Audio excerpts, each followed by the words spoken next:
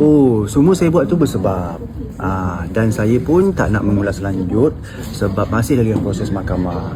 Dan juga apa yang saya lakukan itu bukan secara terburu-buru ataupun secara membabi buta. Semuanya melalui nasihat daripada peguam juga. Ya, yang selebihnya saya tak dapat nak komen, saya minta maaf.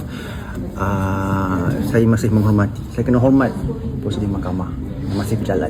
Abang kata ada barang yang tidak dipulangkan tu macam mana pula?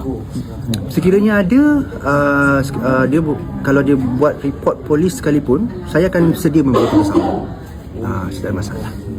Seremban. Itu sekarang ni, itu adalah rumah bersama dengan anak-anak. Itu rumah saya dengan anak-anak. So sekarang tinggal dengan anak-anak kat situ? Anak-anak terbuka, bebas nak datang bila-bila masa saja sebab memang itu untuk rumah untuk anak-anak. Saya dan anak-anak lah. Tapi komunikasi dengan bekas isteri ada? Ke melalui lawyer sahaja ke?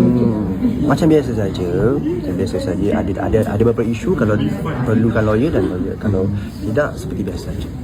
Tapi sebenarnya mungkin ada kuasa mengatakan Mubah okey untuk membayar rumah sewa isteri ke apa tu. Betul. So itu macam mana? Sebab katanya Dr. Fee pun dah pindah ke rumah sewa baru dan cari barang ke macam mana? Oh, soal yang itu nanti itu antara perbincangan saya dengan dia lah. Dengan dia sebab saya akan, sebab yang penting sekarang ni adalah anak-anak saya. Anak-anak saya adalah prioriti saya. Terpulang kepada orang untuk menilai, bercakap apa-apa sahaja. Tapi bagi saya cuma teruskan ke depan, teruskan kehidupan saya. Yang seterusnya, so fokus saya adalah pada karier saya, pada anak-anak saya, kepada mak, perniagaan, kan? Sebab itulah yang terbaiknya.